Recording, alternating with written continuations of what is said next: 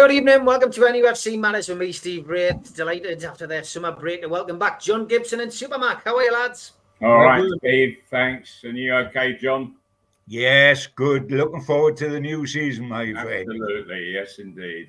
Not long to go, chaps. Not long to go. Only a couple of days, and we'll be into it. And lots to talk about since we last sat here a couple of weeks ago. And let's talk transfer window first, John. We've had an interesting one, haven't we? I wouldn't say we've had a bad one because we brought in and we've strengthened and brought in some really, really good players. And the latest across the line was Livramento. Yeah. I mean, we have done well. The emphasis has been on quality, which is terrific. I mean, we've got a left winger, for the want of another word, an old-fashioned word, left wingers, but he scores goals. I mean, 13 goals for Harvey Barnes last season in a Leicester side that went down. That's stupendous. If he produced 13 this season, and Almiron produced 11 on the other side, and you've got both Isaac and Wilson to go through the middle, alternatively, we could really be in business with those goals. Tonali is class. He may take a while to get up to Premier League pace. I think there's no question about that. And that's happened in the past with people like Isaac and Botman and Bruno who have come from abroad. Not the guys that have played in the Premier League, like the Southampton boy and Harvey Barnes, but the guys that have come from abroad. I mean, the Serie A is competitive, so I don't think it's a physicality, but it's not quick like the Premier League, and that's something Tonali's going to get into. The other lad from Southampton is a good. Yeah, a surprise to a lot of people because you think, do Newcastle United need a right back at this stage of events? And as far as Saturday against Aston Villa is concerned, no, they don't, because Trippier will do terrific. There's absolutely no question there. But you've got to look ahead. Now, Trippier is 33 in November. So next season, Trippier will become 34. And this kid will have had his 21st birthday. So he's ready-made to move in. Yeah. And that's crucial. I've got to say that if there was any criticism at all from me, it would be the transfer window isn't closed to September the 1st. Let's not stop now. We have to look at that back four and say what can happen to it. I think we need a right-sided centre-half. Shaw's injury has proved that. Shaw's been out injured in the last couple of pre-season games, and we're vulnerable in that position. We haven't got genuine cover.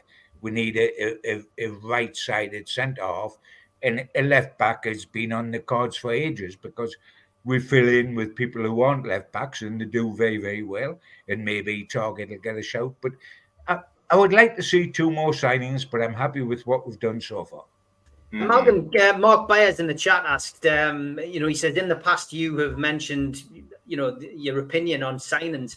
You've been vocal in the past about the dislike of signing players from relegated teams. We've signed two. Yes. What's your thoughts? Well, good question. It is a very good question, and I will allow them to answer for me when they're out and playing, because what happens with a relegated side is that they have a great tendency, the whole side, to lose match fitness, and it takes a long while to get it back. I think that we saw this with the lad that was signed from Everton. Everton really struggled last season, and Anthony Gordon. Anthony Gordon, yes, and he is a good player, a very good player, but his fitness was letting him down last season. He was nowhere near a full 90 minutes at the pace that Newcastle played, and Newcastle do play at a very, very quick pace, very quick, and so players have to be absolutely 100%. Otherwise, they're just going to look way out of things. And the thing with relegated sides is that they're doing chasing all the time, and there's different types of running that when you're on the ball, you can run all day. You're part of the adventurous play that's going on, and when you have the ball, you tend not to notice anything physically about yourself. But when you're down the bottom and you haven't got the ball, you're going out and playing games where you don't even come up to a 40% possession, then all you're doing is you're just chasing the other side, and that's a slog. It's not fitness training. Okay, interesting stuff coming in the chat. As always, get your questions in if you've got a question for the lads. Ian asks you both this one. Gibbo, go first on it. Question for you both. Do you think that Isak has now proved himself as a number 9? I do, and I think if he stays injury-free, he's going to hit 25 goals this season. I think he has. You've got to bear in mind he was Sweden's number 9 when we signed him. I'm not suggesting that Sweden are in the top half dozen international sides in the world, but they're good. And I think, I look at him and Callum Wilson, and I think it's going to be a choice between the two. I don't think they're going to get them both in the side together, because Eddie doesn't like playing 2 strikers shoulder to shoulder. He likes a front 3, which is 1 through the middle and 2 more wide, cutting in to finish. And Isak was used in that wide left position to get him in the side alongside Wilson. He won't be this season because the wide left is there, and there's Harvey Barnes and Anthony Gordon, who's rejuvenated to fight between them for that left wing position. So I don't see he's getting in as a left winger this season.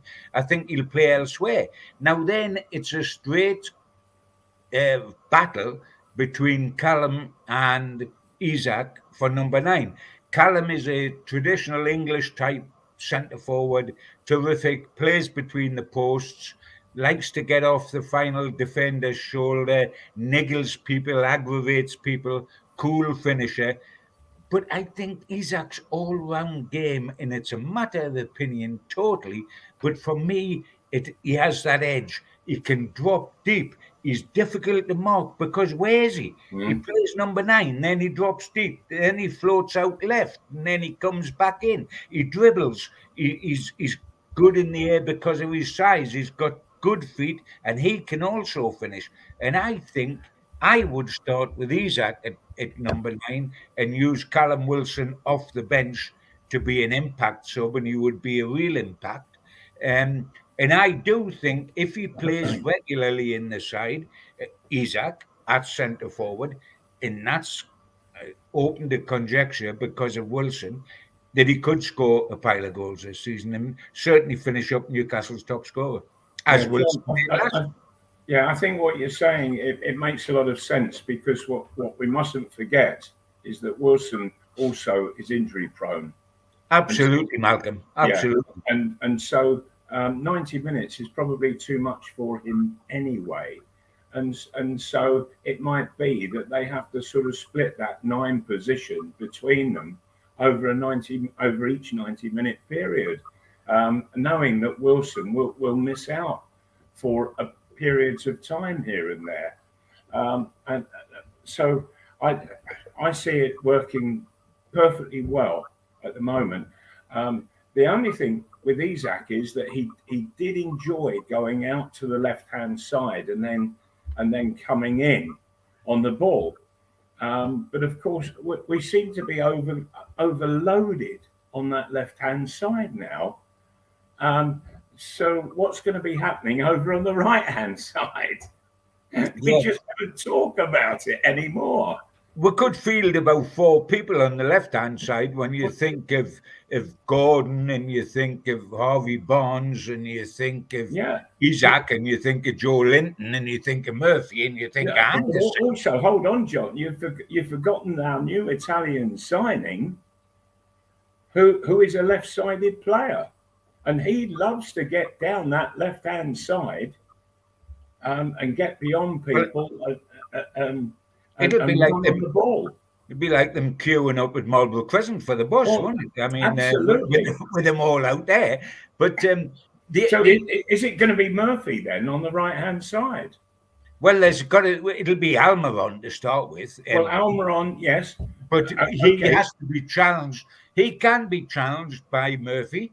He can be challenged by Gordon, because if Gordon at outside left, where does he get in? He's a 40 million. Right. But you know, we seem to have that overload on the left-hand side, but you know, what we've got is Almiron and Murphy. Tonali can play on the right, said Bill Burnett. Side, backed up by Trippier. We've also got Willock to remember, who hasn't played any pre-season. We've also he's not right-sided. Well, he's left-sided. Well, yeah. So Sean Longstaff, he'll play inside right position, but he's not a wide-ish player. I mean, they're going to. It's going to be Almiron to start with because he got 11 goals last season, although he didn't get many. Okay, but remember though, John, that Murphy, he was involved in every single game last season. I know. I've got a feeling that you're going to promote Murphy this season when you cannot have a go at Maxi. So you've got to have not at all. It's going to be Murphy. No. The point I'm making is that I do feel that Eddie Howe's got a lot of time for Murphy.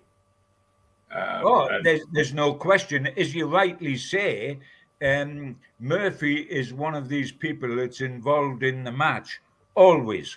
He mightn't start, but then he'll come on as a sub. So that if you talk about the matches that he's involved in, he can be involved in 35 of the 38 by the season's over, either coming on or starting, and he's invaluable. But I mean, we're talking about who plays centre forward and who plays on the left wing, and perhaps who plays on the right, who plays across the middle three, and does Bernard Target play at left back? There's plenty of questions that Eddie will answer 1 hour before the kickoff. Yeah, absolutely. I mean, you try to pick our middle three at the moment. It's impossible at the moment, and it's incredible, isn't it? Mm-hmm. Yeah, I would probably. Most fans would expect middle three would expect Bruno and Big Joe to be the current Brazilian internationals for the first game of the season. I'm talking about, because you can't look beyond that. And then who's the third one? Is it Tonali, who's the big bucks guy, or is it one of our own? Is it Sean Longstaff or Elliot Anderson? And that's the choice. And there's Willock to add in there eventually, but that's the choice at the moment. And Anderson's had a great pre-season. Oh, Anderson will have every right to be very dischuffed if he doesn't start on Saturday. And he possibly won't start on Saturday. But he's done everything asked of him. He's a kid. He's filled out. I mean, he looks like... He has, and he's got his fitness sky high now. Yeah, he looks like Popeye after his spinach. He's got bulk in the top, in the way that Gaza did, when Gaza would physically hold off people with his upper body strength. That's coming to Anderson. The one thing Anderson was criticised about last season and before was he doesn't score enough goals. He's answered that pre-season with the goals that he's been scoring. I mean, we're losing 1-0 to Brighton in the States with 5 minutes to go, and he scored twice. So he has got every right to expect that. Tonali at 55 million's got some say about starting. Sean Longstaff has got some say, because I tell you what, the only time we lost badly last season was 3-0 at Aston Villa. We lost 4 games, but they were tight games. We lost badly and were outclassed at Aston Villa. And I hope And I hope, John, that the side, they remember that clearly, and they are desperate to turn the tables on them. The point I'm going to make, and you're right, Malcolm, the point I'm going to make is that Eddie Howe will remember it, and we lost 3-0. And if you look back at that team, murdered. the midfield steamrolled us. The Aston Villa midfield steamrolled us. Yes. And if you look at this, and that's why I would have Joe Linton in for his physicality. But if you look at that team, Joe Linton played in the 3-0 at Villa. But I tell you who didn't start, Sean Longstaff. And don't underestimate the possibility of Sean Longstaff getting the nod on Saturday tea time, because he is loved by our man, the boss, and Newcastle have got to match them power for power in midfield. So the third role, Anderson's put in his calling card. Tonali's the big price guy, and Sean Longstaff was the man. Every time we played last season without Sean Longstaff, we looked off the side. Yes, yeah, we did, and he does a lot of things that go unnoticed, John, but they are very important things for the side. Very important, and I think that players they appreciate him, but they rely on him also to do those things all of the time. And so when he's not there and he's not doing those things, nobody else is picking up for him, and the side sadly lacks in midfield. And if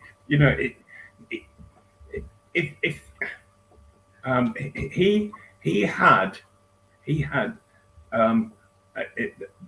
one of the best records for actual running over each 90 minutes over the season. Sure. He covered more ground than the vast majority. Dare I say the unthinkable when we're talking about the midfield, because I'm a great lover of Bruno. He's been sensational since he came here, and him and Trippier sparked off everything that's happened at Newcastle United. And I'm a great fan of his. But you know what?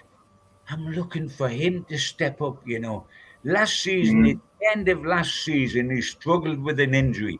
He did us proud being able to see the season out, but he struggled with an injury. I've watched him closely pre-season. He's a little bit off the pace. It hasn't quite gone his way, so he's become a little bit niggly on the ball. A couple of fouls, getting niggly, got caught a couple of times.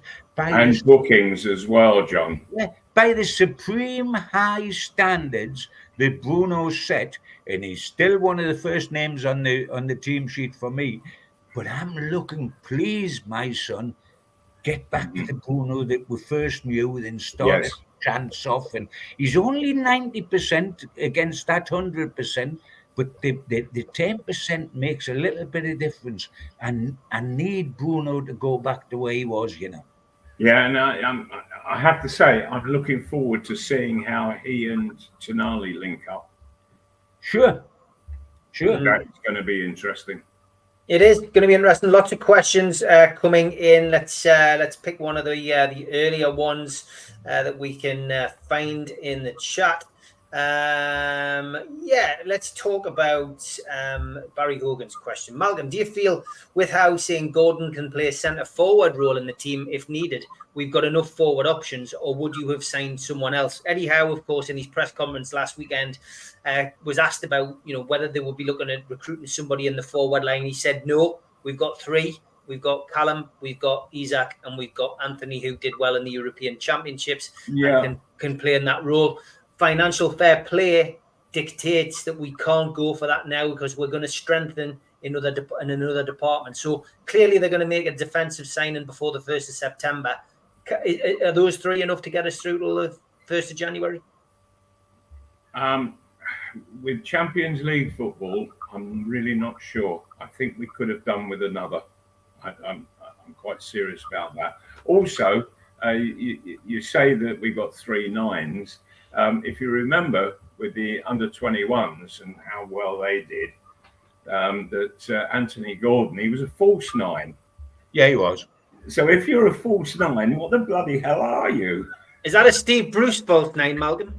Well, it makes you wonder, doesn't it? But he wasn't actually playing that role in the way that Isak would play it, or Wilson would play it in his particular way, and that there was a big hole where the two centre halves were, because he was often off elsewhere. Sometimes that terrifies two centre halves when they've got nobody to mark. John, you're absolutely right. Yes, it can, but to say that Anthony is a centre forward, no. It's like saying Dan Burns a left back. Wow. Very good, John. Very good. I think Exposure TV. Good evening to him. Good lads from. He's from Liverpool, and he's put a question in here, which me and John might as well go and boil an egg or something. Oh no! It's Maxi. It's got to be. Don't believe the Saudis took your best player, St. Maximin. The stage was set for him with the Champions League, and the fact they only paid 40 million is sad. What's your thoughts, Steve? He says Maxi's a £100 million player. Malcolm, I tell you what. I'm going to go and have bacon and eggs now. No, I'll answer it very, very quickly. Harvey Barnes will prove himself to be the much better option. He might not have all the trickery in his skills that St. Maximin had, but St. Maximin wasn't positive. Harvey Barnes is, and that's what we need. There you go. That was the shortest answer on the ASM, and now good luck to him in Saudi. We're doing yes, absolutely. Good luck. I think it'll suit him down to the ground over there. It really will, and they'll probably absolutely love him and adore him. But in that case, in 2 years, Chelsea will buy him because they buy everybody. Crikey, good to see that we get a few Scousers on here every now and then. Good to see the lads. A big Liverpool fan, Mr. Ice, I call him because I don't get tricked by that name. But he goes, "Hi, Geordies. Good luck with your season. Liverpool are back and cooking with gas, so watch out for us. You'll never walk alone." Good to have you in the chat, lads. I hope you're doing well. And Exposure TV does say Maximin would have lit the Champions League up. Just saying, yeah, it's a good point, mate. I mean, it's done now though. He's gone, and as I say, we'll wish him all the best. He was a good servant under Bruce. Certainly, he got us out of our seats. But if just going back a couple of 2 or 3 years, St. Maximin lit up St. James's Park. He did, but it finished up. Having lit it up, it went out like a damp squib. Yeah. St. Maximin is an absolute star in a mid-table or lower relegation side. In a top 6 side, he's a bench player at most, I'm afraid. Yeah, absolutely. Maybe an impact player coming on in the last half an hour or something. Yeah. But even then, I don't know. I felt also he could get quite moody. Anyway, let's look ahead. Never mind looking back. Well, we will. Yeah, look, in the Champions League, we're starting off on Saturday. We've got 4 competitions. We can win a domestic cup. We can smack some backsides in Europe, and we can get running up that Premier League again. Absolutely, we look forward, not backwards. And I see that the email here, or the text rather, it's about. Harry Kane. Have you been watching this today, Malcolm? He's going for Bayern Munich. Who is the happiest man that Harry Kane has gone to Bayern Munich? If he goes, it's Alan Shearer. Yeah, Alan Shearer. Absolutely. But at the moment, it looks like he's backtracking now. It looks as if there's a game. It's gamesmanship going off now. It doesn't look like he's going now. I just think. Really? It looks as if he's more likely to stay at Spurs. That's the latest line on Sky at the moment. The whole thing's been crazy today, hasn't it, John? It's absolutely crazy. I mean, the whole thing is Bayern Munich have only stayed in there all week, right up till now, because they've been told by Harry Kane originally that if they get him if they can agree terms before Sunday, he'll go and join them. Yeah. All of a sudden, on the death, they can go. And suddenly Harry, and it's his prerogative, he's the player, he's the one everybody wants, but it's his prerogative. And all of a sudden he's thinking two things. He loves the new manager, which he's worked with for a couple of weeks, the Greek Aussie. Postecoglou, there's the name and a half. Somebody like that. He loves him, and he's got, you know what, if you're him, Malcolm, he's in a wonderful position now. He can either go to Bayern Munich and win the German championship as often as Celtic win the Scotland championship, or he can stay here, not sign a new contract, stay for a season, see if Spurs win something in that season, because then he could do a Shearer and stay with the club he loves if they won under the new manager and because of the new signings. And if they don't, he's on a free transfer at the end of next season. Does he hold all the cards tonight or not? Like, holds every card in the pack. You know, and in all honesty, I would be disinclined to move now. Well, I would leave it till next summer. He can't lose, Malcolm. He would make one of the hugest fortunes in football. He would. The only thing against him, but it wouldn't be on a free transfer, is that you'd be 31. And age is not only sign. If you're free, Malcolm, if you're free, you'll make a fortune. His style of play, though, he'll play for a long, long time. And by the way, Malcolm, here's another thought. He holds every card in the pack, because here's another thought. He doesn't go to Bayern Munich. He stays at Spurs. He doesn't sign a new contract. He sees if Spurs can win something. If they don't, he can go for free. And you know what? He can go for free and stay in the Premier League and take Shearer's record, because he's free. Yes. At the moment, Levy's stopping him from going in the Premier League. He's only selling him because he's going out the country. And in a year's time, he gets nothing, and he gets 100 million now. But he would, I tell you what, the same deal, he wouldn't agree it with Manchester United tonight. So Alan, Mr. Shearer, don't get too chuffed yet, mate, because he might pull the old rug, stay another year at Spurs, score another 20 goals, and then sign for Man U. Yeah, good point by Yano. He says Kane stays, picks up an injury, gets bugger all. So there's the other side of the coin. Right. but you have a look at his injury record, and it's almost clear. For a centre forward, it's quite incredible. He's terrific. Yeah. But I'll tell you one thing. Looking as an outsider, and I wonder what you two guys think. Looking as an outsider that loves football, I think two of the classiest forwards I've seen of recent times, Kane and Song, have wasted their best years at Spurs. I agree. Yes. I agree. Always the bridesmaid, never the bride. Yes, absolutely. And they were startling, mind, at their height, not last season, the season Yes, before. they were. Song lost a little enthusiasm last season, but them two together. And they've wasted their best years, because I know Kane's still at the top of his game, but he's had an awful lot of good years when outs happened, hasn't he? Yeah. As Exposure is asking us about why Newcastle don't sign Kane. It's financial fair play, and believe you me, when the 1st of September comes and the transfer window closes, I would not be surprised to see Newcastle bringing in more sponsorship, which will load our gun for the January transfer window. So that's what happened.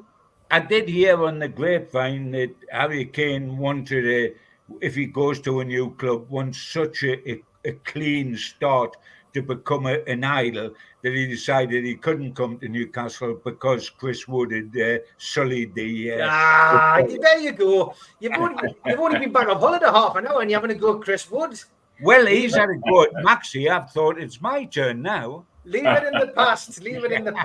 All right, we're halfway through the show. Time for the ad break. A big thanks to all our sponsors, Skips and Bins. You can find them at skipsandbins.com or telephone 0800 25 45 25 3.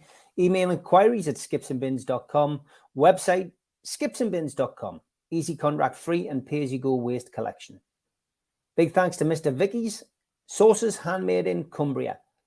You can order them from their website, mrvickys.co.uk, or by telephoning 01768 210 102. A big thanks also to New Workwear. You can find them at newworkwear.com. They are an agile and dedicated workwear provider. Welcome back as well to United Travel. They are a UK coaches firm and they are based in the Northeast. They've got 2024 tours and you can contact them on 01670 632 460 or mobile 0791 666 4174. Email info@unitedgrouptravel.com and they've got a website which is unitedgrouptravel.com. There's no strangers on their tours, just people you haven't met yet. Big thanks to them for their sponsorship. Big thanks as well to Media Arts, and they supply all the video technology.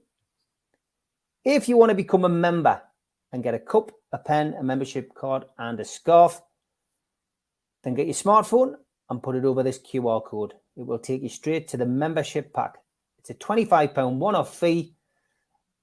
You can also go to NUFC Matters website and search membership pack to book today. If you want to help the channel, then subscribe to it by hitting the subscribe button. Hit the thumb up under the video to like the video and click share to share to your other social media. We're also available as a podcast on iTunes, Spotify, and other podcast providers. Don't forget, we help the food bank on this channel.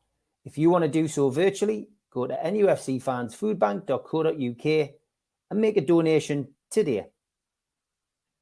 The Alan Shearer raffle is back on. 150 tickets, £1 a ticket. Win a limited edition signed Alan Shearer ball. Enter today at NUFCmatters.com. Great message earlier on from Tom Lynn. She goes, I see the first space flight for tourists happened this afternoon and a bloke from Newcastle was on board. Do we now sing, have you ever seen a Maximin outer space? Brilliant that, Tom. Nick says, hi lads, how important is it that Eddie Howe has changed tactics to counter the in and behind tactic that Aston Villa so convincingly took us apart with last season? A slow defence is surely our Achilles heel. And Tim says, question for the lads, do you believe that Eddie will have different formations per the opponent? So I've combined those two questions, John, but that Aston Villa game was quite rare, wasn't it? Newcastle did get caught short, shall we say.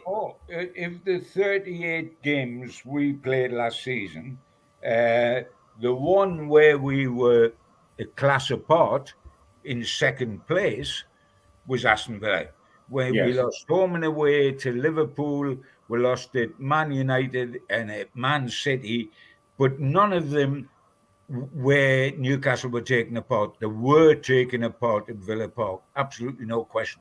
The midfield dominated the situation, produced a platform, and Ollie Watkins, who was in superb goal-scoring form at the time, he went a little bit not so afterwards, but ran all over us.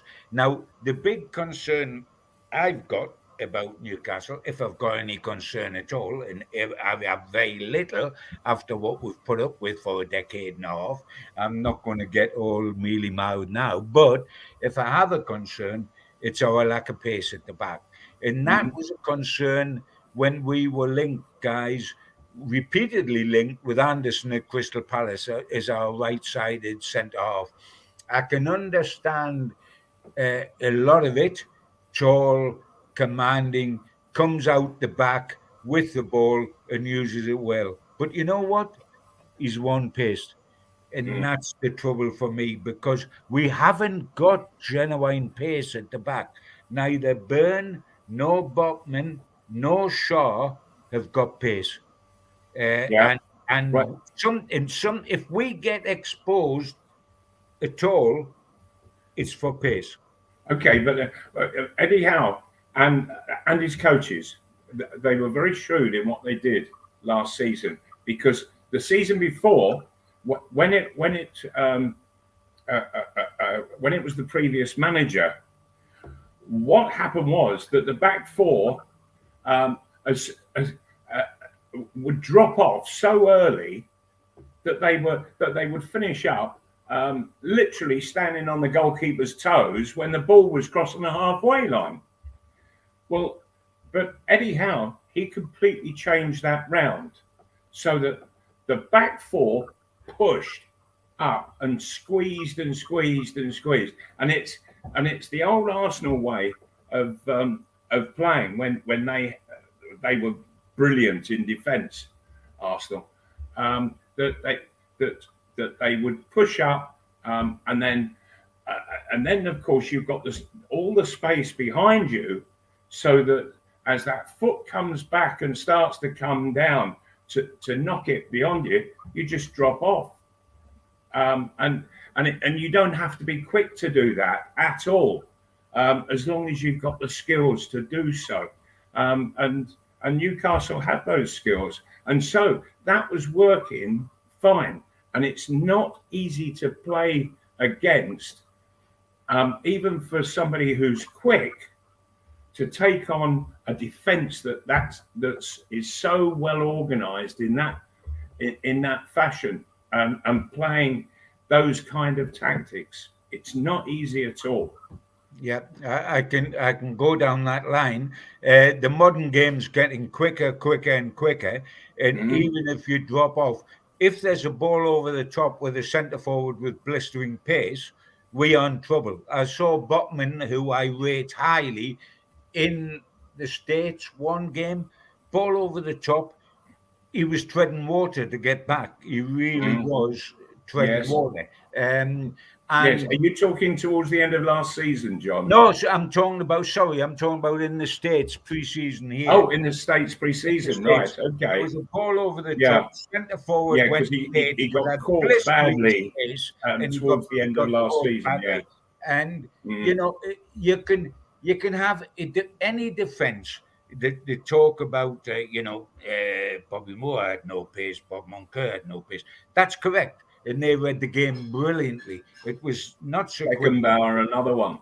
I tell you, the point is now it's very, very quick. And if you're not quick as a centre forward, you've got a problem. And if you're not quick as a centre half, you may also have a problem. And I think that if I was buying somebody, and bear in mind this defence, which has been absolutely terrific, we're trying to improve a side that's hugely improved, but you've got to do that. And if you look, Newcastle ended up with the best defensive record in the Premier League last season alongside Man City.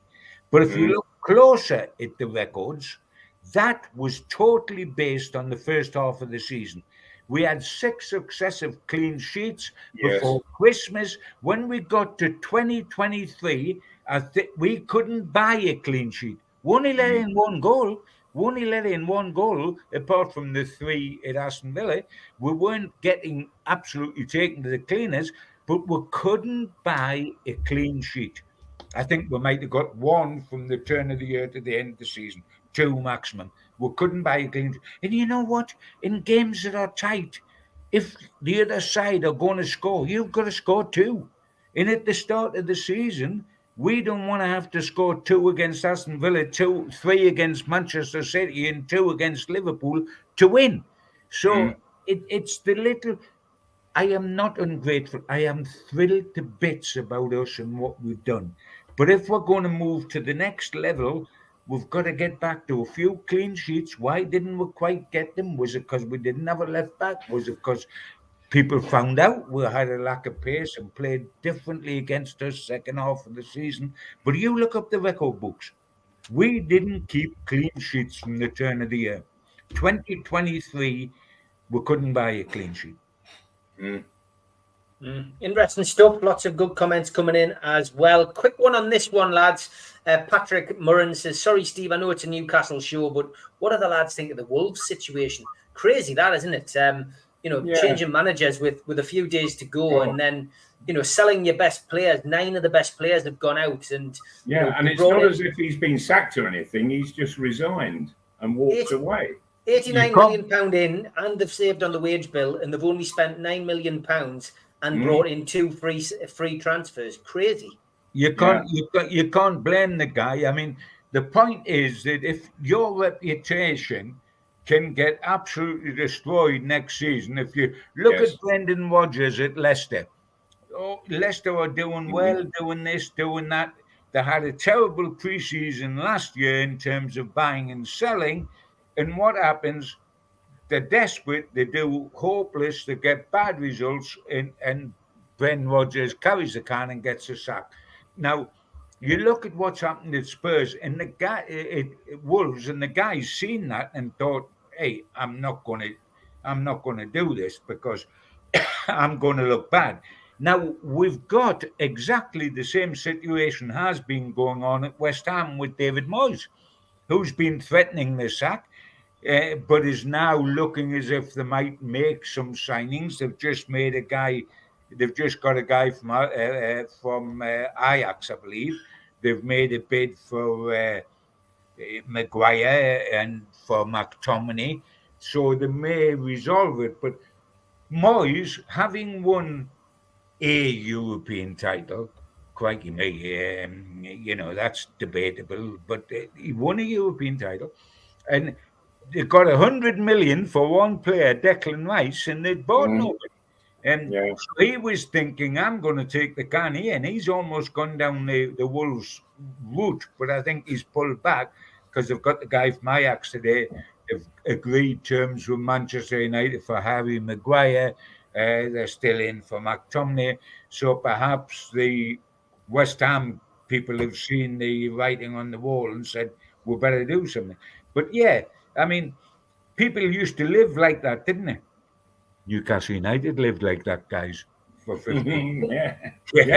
For a long time. We know all about it. Yeah, very true. John, have you heard anything about this story that the Daily Mail had run today? Yes. The player bonus row, because obviously Newcastle United's player bonuses were they were a cause of much vexation in the dressing room when Mike Ashley was the owner. Mike Ashley, if we remember, came riding into Newcastle to get it sorted, as Mike would do. And according to the story in the Daily Mail today that was launched this afternoon, I forget the journalist, it was apparently it's come back to bite them on the backside with Newcastle finishing 4th last year. Yeah, it has. I mean, everything Mike Ashley did come back to bite us on the backside, isn't it? I mean, it's absolutely ridiculous. What he did when there was trouble in the camp, Mike Ashley, and we've got to say he was a very shrewd man in terms of looking after himself, not looking after NUFC, but he was a very clever man. And you know what? He camouflaged the situation. He said £20 million bonus if you win the FA Cup. And for every position in the top half of the Premier League, you'll get that much money, and that much money, which would make you a millionaire. Except that Newcastle under Ashley were never going to do it. We were never going to win the FA Cup. We were never going to win 4 top. But if you buy the club, you not only inherit the problem with sponsorships, which were so disgracefully low, and we have been stuck with that, but we're then stuck with bonuses, which are incredibly high, if you do things like win the FA Cup or get to a League Cup final or finish in the 4th top. And Newcastle United have had to pay them because they've been so successful. And they were ludicrously over the top. It affects the fair play, financial fair play situation as well, because of they've having to pay these bonuses out. They've been caught between a rock and a high place. You can understand that the players are going to say the players made a fortune last season by finish. Not their fault, by the way. Quite right. That's what that contract said. But they made a fortune by finishing 4th top and getting to a League Cup final because the bonuses had been ladled on from Ashley because he knew he'd never have to pay them. Yeah. But now the club has to pay them. And if those bonuses stay, they've got to pay them again this season when we'll do well again. So they're not trying to get rid of the bonuses. They're trying to bring them down to a more realistic level which allows the club to develop. Now, they know it's not the players' fault. They know it's Ashley's. The players know the situation. But if you're sitting on a couple of £1 million bonus, you're not going to easily say, well, I'll write that off. I don't mind. I'm a good lad. I make enough in my wages. It's more difficult than that. So there is a problem. And inevitably, it's the murky fingers of Ashley that's produced the problem. Malcolm, he's left a whole catalogue of problems. Yes. And they're not going to be sorted out still for another 2 or 3 years, maybe. Yeah. Malcolm, can I just get a quick happy birthday and happy retirement from you to George, one of our viewers? Yes, indeed. Oh, George. Well, I hope you're looking forward to your retirement, and having a birthday is a great way to start it all off. So I wish you a very happy birthday and a lot of lovely time afterwards. Yeah, great. If I can just emphasize everything Malcolm said and say, George, enjoy it, mate. But the one thing you can never retire from, don't retire from supporting Newcastle United, because the best years are ahead. Okay, good stuff. Thanks, lads. Mozza says, what do the panel think the hold-up is with Bruno's contract? They said it's not money, it's something else. And Dave Bullman says, do the lads think the contract situation with Bruno may affect him at all? He hasn't looked his best for a while, which ties into you saying he looks a bit, heavy-footed. I mean, is that playing on his mind, John, do you think? I don't think it is. I must be truthful. I don't think it is. I think it's the injury he had towards the end of last season, which he played with when he shouldn't have played, but we had to still qualify for Europe. And if you looked at last season's stats, every time he was out of the starting lineup, we didn't win. It's quite a startling fact, that, Malcolm, but it's true. We didn't win one single game where he didn't start. And so they were keeping him playing. He wasn't fit. His form dipped that little bit. I've watched it pre-season.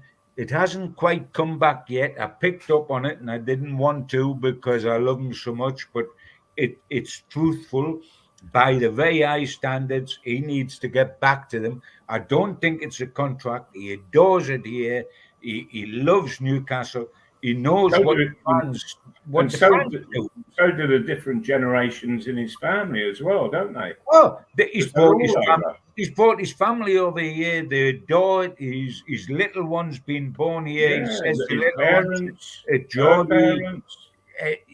Joe Linton was best man, and now it's going to be reversed.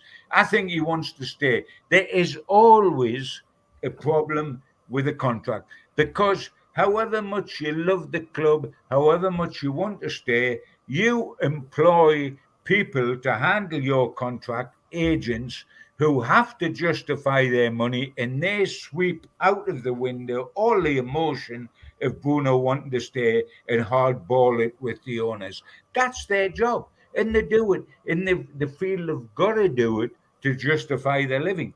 And I think there is that sort of problem there. You know why it all come about? Because a man who couldn't speak a word of English when he come to Newcastle and learned it so wonderfully used the word doubt, was it, when he talked about his contract. When he said there was a doubt, the doubt was that he meant there was still something left to be resolved in the discussions. He didn't mean it like a pistol to the head of Newcastle because I'm going off to Real Madrid or something.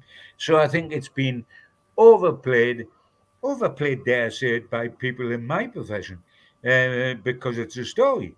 I don't think there's a major problem there. I'm more concerned about not about his contract, about him getting back to his super duper Superman best, to his full fitness. Absolutely, yes. John. Yeah. Because his game is based on fitness. He's got a huge amount of ability, but it needs fitness as the platform to use the ability. Absolutely. Yeah, absolutely.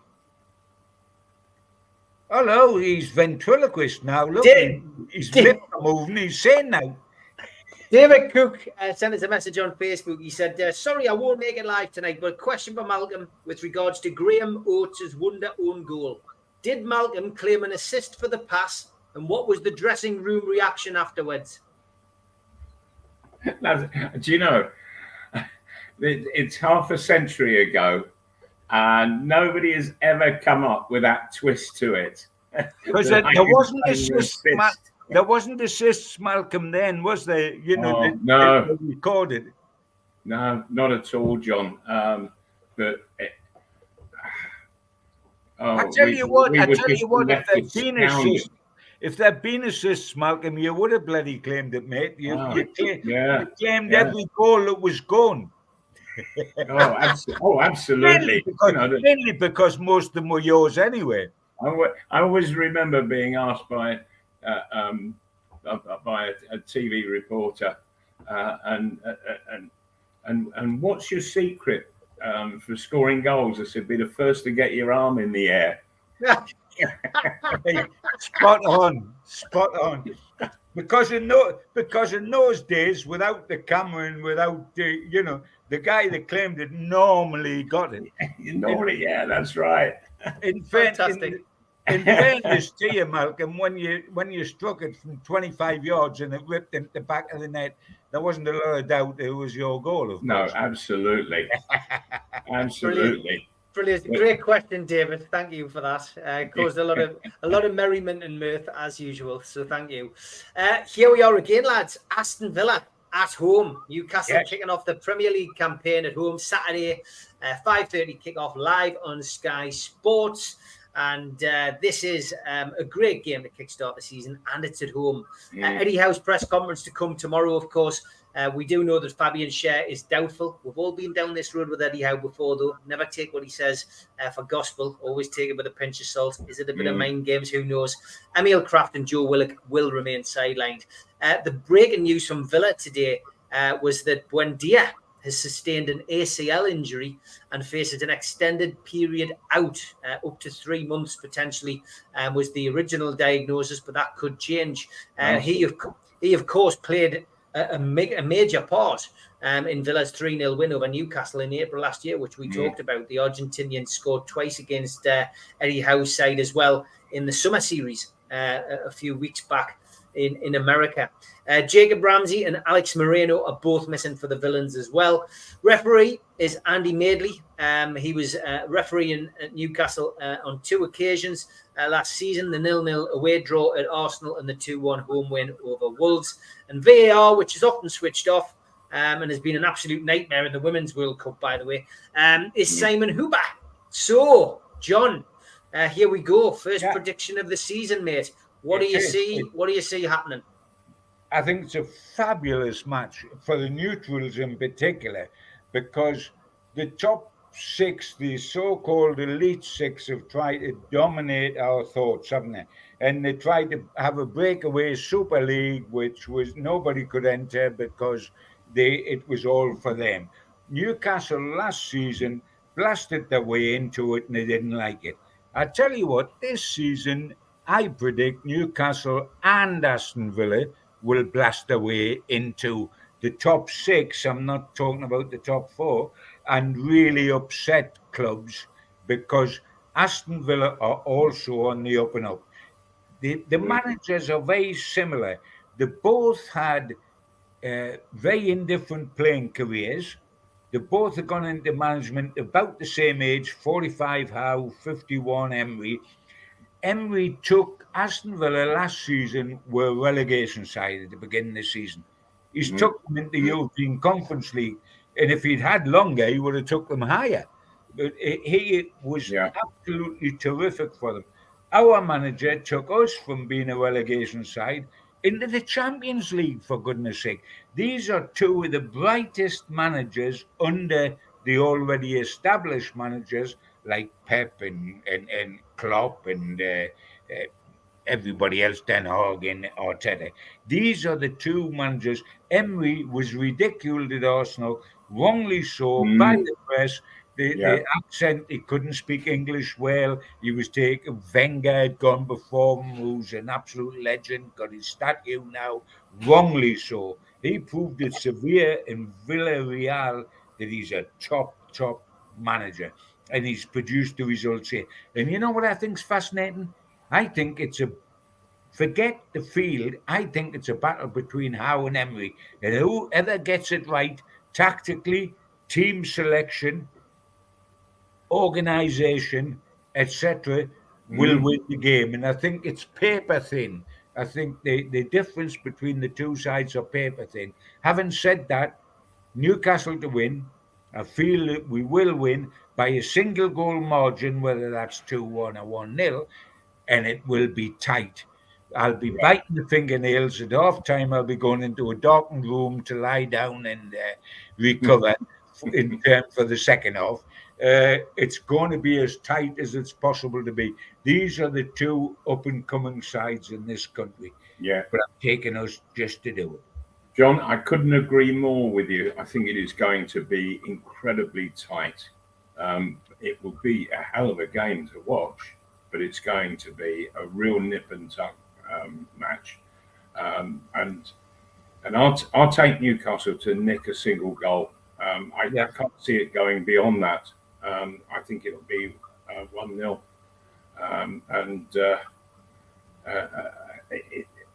And I think it's important that Newcastle that they get started in the season like they did last season, getting clean sheets. So 1-0, and I'm so looking forward to it. I think it's going to be a fascinating 90 minutes. Me too. Come on, yes, I'm going to make it a hat trick of wins. A hat trick of wins, lads. I'm going for a 2-1 win. I think Newcastle will be at the races. I think they'll be up for it. I think the crowd will be behind them, and I think that will carry us through many a game this season. Champions League, Carabao, FA Cup, and League. I think the crowd will make a big difference. But I'm going for a 2-1 win, lads. Well, great. We've got to be right, mate. We've got to be right. It will be incredibly tight.